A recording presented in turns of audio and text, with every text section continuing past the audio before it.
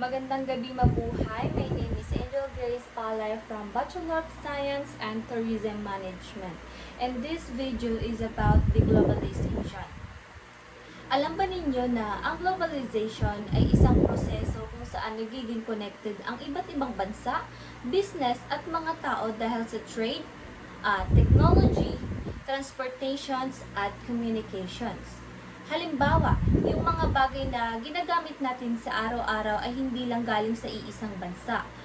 Pwedeng design sa Amerika, galing sa China and South Korea, tapos ibinibenta lang dito sa Pilipinas. Sa activity na to ay pumili ako ng 3 bagay na ginagamit ko sa araw-araw, which is ang aking iPhone, Hawk Backpack at ang Instagram. Ipinapakita nito na kung paano nagiging connected ang life natin sa ibang bansa. Ang first item na pinili ko ay ang aking iPhone. Ang iPhone ay isang product ng Apple Inc. Kung saan isang technology company na galing sa United States. Pero hindi ibig sabihin na nanggaling siya sa United States is lahat ng parts niya ay galing na din sa United States. Ang iPhone ay gumagamit ng global supply chains, meaning iba't ibang bansa ang naging involved sa paggawa nito. May mga components na galing sa Taiwan, sa South Korea, Japan at iba pang countries. At ang final assembly ay maaaring gawin sa ibang bansa tulad ng China. And after ma-assemble ng iPhone, dinadala naman ang product sa iba't ibang bansa, including yung Philippines, through ships or airplanes. And nabibili natin ito sa mga authorized stores and online shops.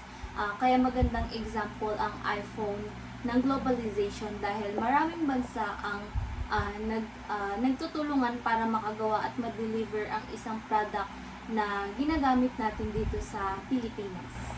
At ang second item naman na napili ko ay ang aking Hawk Backpack. Dahil ito ay ginagamit ko sa aking pang-araw-araw bilang estudyante. And alam niyo ba na ang Hawk Backpack ay isang Filipino brand na nagsimula sa Manila. And kahit Filipino brand ito ay may mga products nito na ginagawa sa ibang bansa, lalong-lalo na yung China. Kasi may mga raw materials din na maaaring nanggaling sa iba't ibang countries. And nabibili din ang Hawk Backpack dito sa Pilipinas because of international trade, manufacturing, and transportations.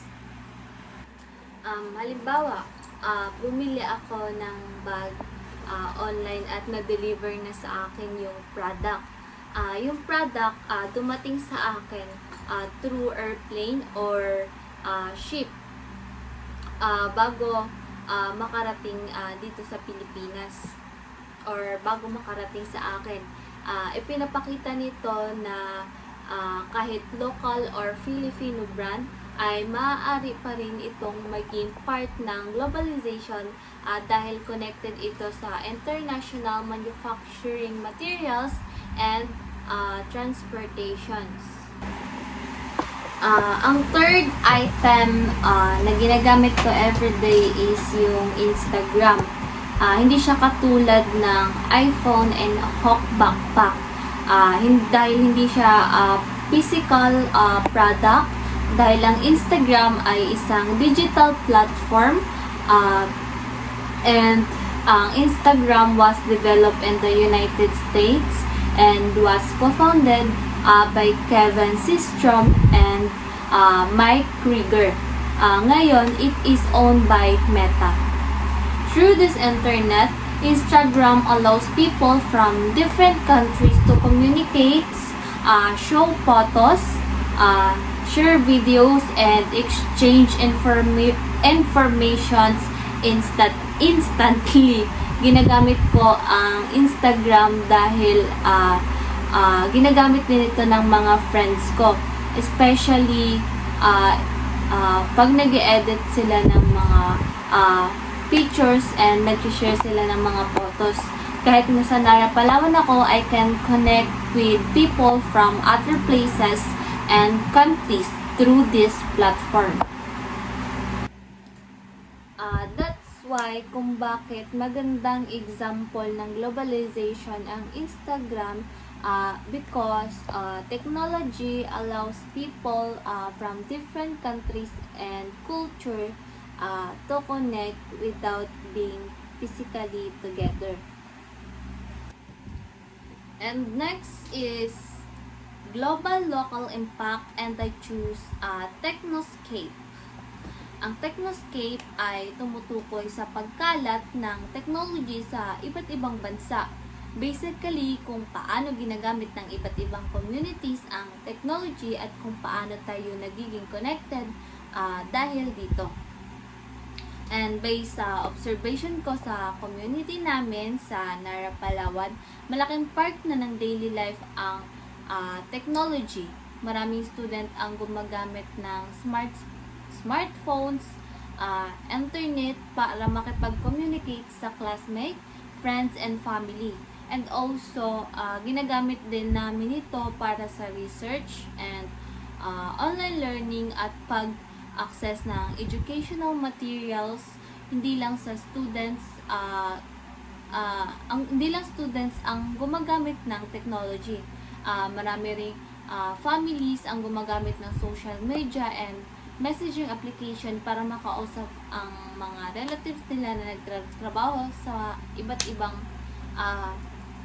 ibang cities and iba't ibang bansa. Ano nga ba ang advantages ng technology? Maraming advantages ang technology. Una, napapadali nito ang communications. Pangalawa, nakakatulong ito sa education natin dahil mas madali tayong makahanap ng information and learning materials ngayon unlike noong wala pang technology. And then, nakakatulong din ito sa business. Like for example, small business and Nara can promote and sell their products through platforms like TikTok Shop, Facebook, Shopee, and other online platforms. And dahil dito, hindi lang local customers ang possible nilang ma-reach, mas marami din silang potential customer online. And that's because of technology. Ayan na ngayon ang nagagawa ng technology ngayon. And syempre, kung merong advantages, meron din naman tayong disadvantages. Ngayon, malalaman natin kung ano ba yung ilang mga disadvantages ng technology sa atin ngayon. Syempre, isa na rito ang fake or false informations na mabilis kumalat online. Maaari rin itong maging distraction sa students dahil minsan mas napapansin na nila yung social media kaysa sa studies nila. Mas natutuunan nila ng pansin yung social media kahit na ilang oras sila mag-scroll sa cellphone nila. Feeling nila sobrang bilis lang. Pero kapag nag-study sila, parang pagod na sila, sobrang tagal na nilang nakaupo. Yun yung isa sa mga naging dahilan. And then, pangalawa is, another problem is digital inequality. Hindi lahat ng tao ay mayroong smartphone, computer, or stable ang internet connections. May mga families na nahihirapang bumili ng gadgets or magbayad para sa internet. So, kahit helpful ang technology, hindi pare-pareho ang access ng lahat ng tao dito. And ang pinaka-last part is ang aking reflections. Yung aking mga natutunan, overall na natutunan, and yung syempre yung mga na-realize ko while doing these activities. And at sa pag-aaral ng contemporary world, na-realize ko na connected pala ang daily life natin sa iba't ibang countries. Before, akala ko ordinary things lang para sa akin ang iPhone, Hawk backpack, and ang Instagram at iba pang mga nagagamit ko sa araw-araw. Pero after doing this activity, nakita ko na may connections may connections pala tayo sa globalizations. And natutunan ko rin na ang globalization is not only about countries doing business with each other. Kasama rin dito ang technology, communications, transportations, and informations. And bilang estudyante, yung subject na to is natulungan ako na maging more aware sa mga happening around the world. It also teach me to understand different cultures and to think critically, especially when I see informations online. And also na natutunan ko din sa globalization na merong advantages and disadvantages. And it gives us opportunities in education, communications, and business, but it can also bring problems such as misinformation, distractions, and unequal access to technology. And overall, I realized na ang globalization ay parte na siya ng aking everyday life.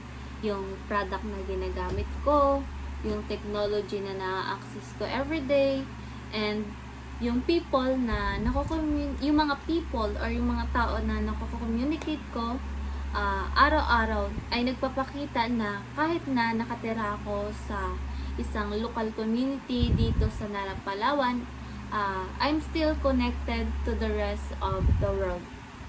And hanggang dito na lang po. Maraming salamat and ingat